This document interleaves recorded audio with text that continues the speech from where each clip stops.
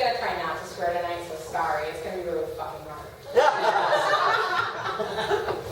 Teachable moment. To be vulnerable is to open yourself up to ridicule or acceptance.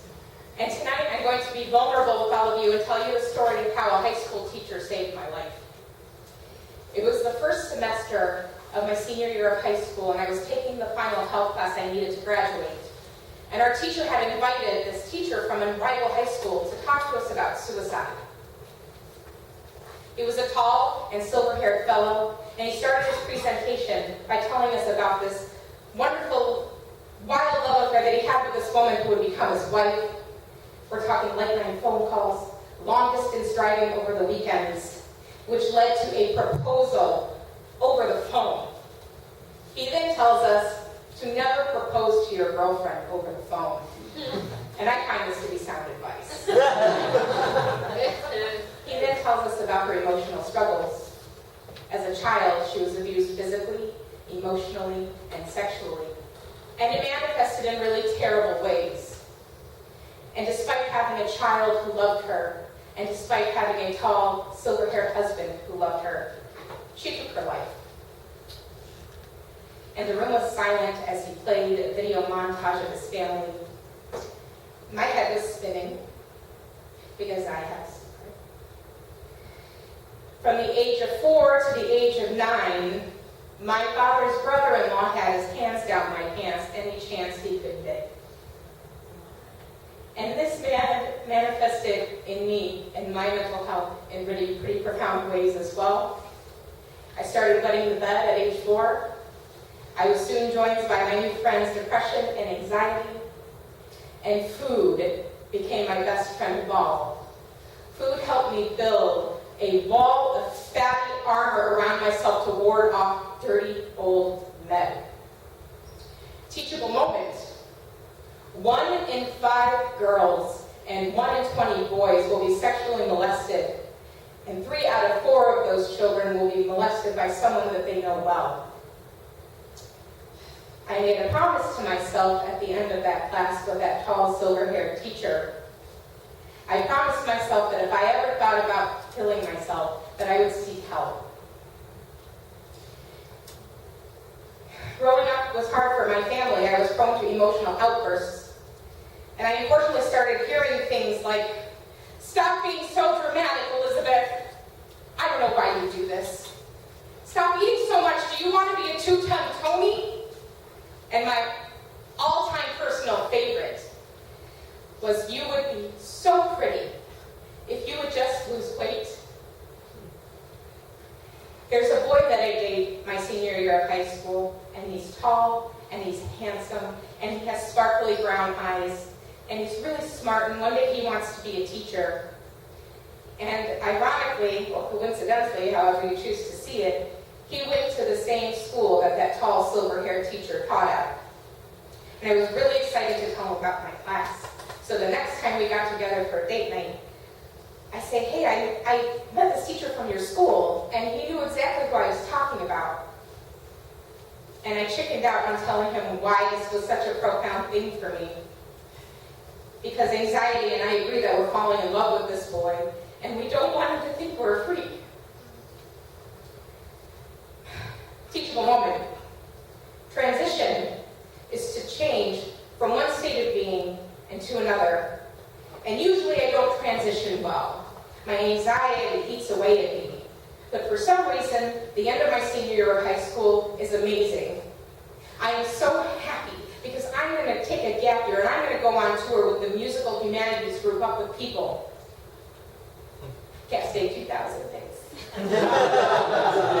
And my bit of sorrow comes when the tall, handsome boy breaks things off with me because I'm heading off on tour and he's going to college.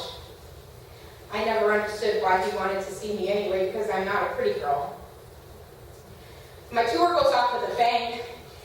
Depression and anxiety are at bay because theater is my element and I am so excited. And then I have a moment during a team building exercise while we're on tour. And because I'm not a pretty girl, no one can carry me across a room. So I then volunteered to carry 2 full-grown women across this room instead, and I drop poor Suzanne on her ass. And I start bawling my eyes out because I have failed my team and I cannot communicate why I am upset. So one of our instructors, Mikkel, shuts down the exercise. I failed. And he takes me aside and he says, "Don't worry about it, because you're stronger than you think." And I take those words and I put them in the back of my mind, right next to where I keep that promise that I made in that class with that tall silver-haired teacher the year before. Transition comes again, as awkward as it can be, and we're all there together as a cast, and our staff members are telling us, "We're sorry, but we are not reconvening next semester for your tour because Up With People is bankrupt." And so we're all sent home. And I instantly start missing my international family. We're on this tour bus on the way home back to Denver, and I'm freaking out because I have no idea what's coming next. So I apply to college, and I get into a school an hour away from my parents' house. And I take solace in the ice cream machine, and I start my classes. A bit of happiness comes when I get a random phone call in my dorm room, and it's the tall, handsome boy. He found out through the grapevine that I was home, and he looked me up.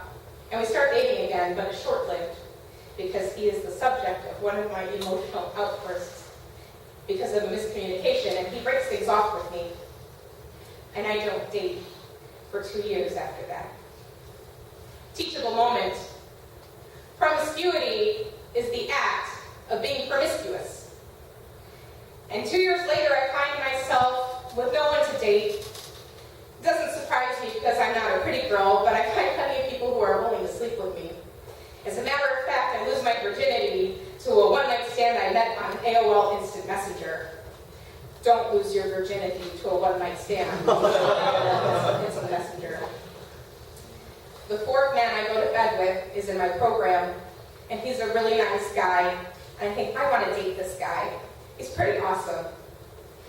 And I unfortunately find out from a mutual friend of ours that while I'm good enough to sleep with, I am not pretty enough to be on his arm, and he breaks things off with me.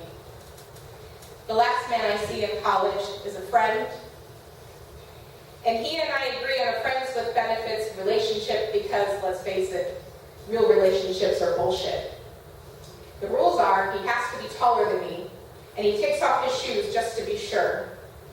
And he has to stay the night because I like to talk and cuddle. And I ask him, I get ballsy and I say, "Hey, is my body a problem for you?"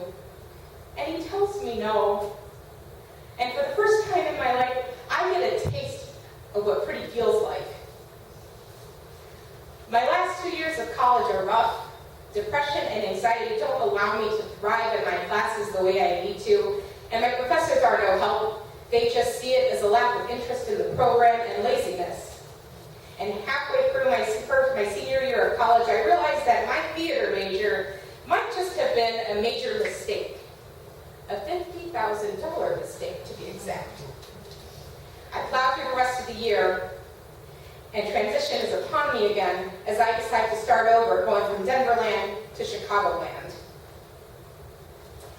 Once arriving in Chicago, I start beauty school because, no one can survive in Chicago on a minimum wage retail job. And I meet the man who would eventually become my husband.